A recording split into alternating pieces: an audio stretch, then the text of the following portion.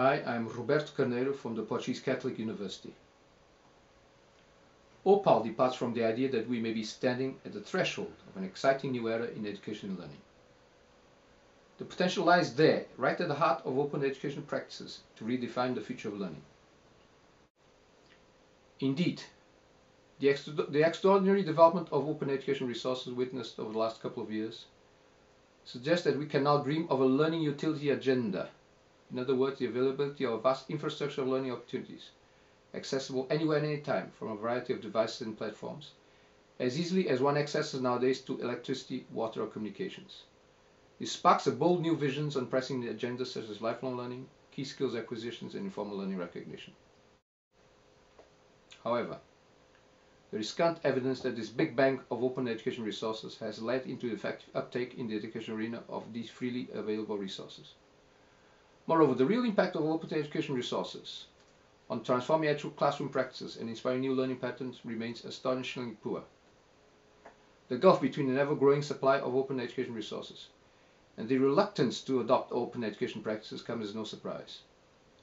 The truth of the matter is that this apparent contradiction embodies the clash between two traditional paradigms: developing knowledge objects, a supply-driven strategy, versus investing in learning subjects, a demand-driven strategy. Obviously, reality does not have to be a pick between one another.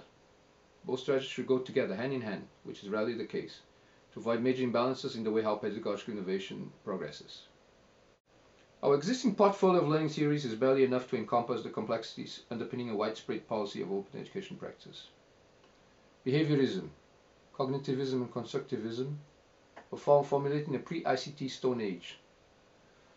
Furthermore, these theories could not anticipate a brave new world made up of tech-rich environments, of soaring interactions in social networks built around Web 2.0, and of content availability without boundaries. As for connectivism, however ingenious the theory is presented and attractive it may be, its basic claims on technology-enhanced enabled changes elicit the individual as the main locus of transformation, in brain functions and in behavior. This understanding falls short of open education practice to the extent that what may be fundamentally required are new sets of competencies and different ways of enhancing social learning. Having arrived at this juncture, the case that I would like to put forward is that OEP, open education practice, will only take off in a sustainable course if we invest in people, learning subjects, their personal, professional, social skills to make open education resources a powerful engine of their learning experiences.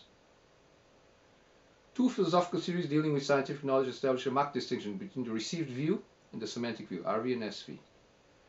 While the former, RV, deals with the passive collection or recollection of existing knowledge, the latter, SV, involves a full-fledged reconstruction of received knowledge and presupposes a constant quest for value-added meaning.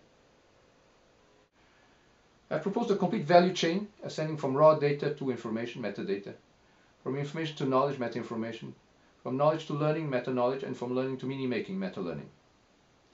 The effort to bridge the gulf between information access, knowledge gaps, learning inequalities, and meaning-making disparities is epitomized in three transitions: from the simple to complex, from the science of quantities to science of qualities, from product to service. The opposition RV-SV, received view versus semantic view, leads me to formulate a new semantic-driven syntax for open education practices, a sort of fifth learning theory, accruing to and expanding from the previous four theories, which I would like to call generativism as opposed to adaptivism. Generativism lies in the intersection between innovative learning and learning for innovation, and addresses the foundations of a creative society. In this sense, open education practices' challenge is to generate new knowledge, semantic view, out of previously codified knowledge, received view. Generativism, understood as a constant recreation of knowledge, appeals to the unique human ability to derive new meaning from experience, to build sense of a shared body of conventional knowledge. My proposition that generativism may provide a solid theoretical foundation for open education practices leads to a number of crossroads and to a set of related queries. Can generativism inspire a sustainable spiral of knowledge generation, sharing and regeneration, embodied both in new knowledge objects and new learning subjects? Does generative open education practice conceal the potential to unleash the latent productive and creative energies of people in organizations, in order that ICT and new media finally fulfill their promise to enable and empower vibrant learning communities of practice? If open education practices are regarded as a key ingredient of new lifelong learning, learner-centered designs, how should we define a competent learner of the future? one who is endowed with the mastery and use of a whole new range of generative learning competencies. Would enhanced generative skills in self-regulated, self-directed learning and social dialogic learning spark a disruptive change in the pace of open education practice uptake and diffusion? How may the OPAL quality guidelines and self-assessment tools for open education practices be best shaped to support self-sustained generativism and advanced lifelong learner competencies?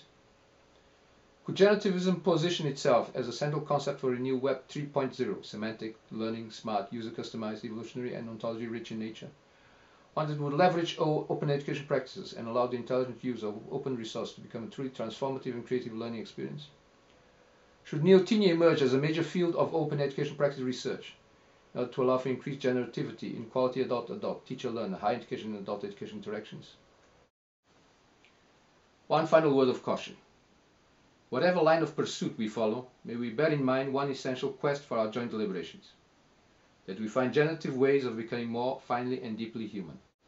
In final words, that we may learn to cultivate wisdom as our first and foremost goal.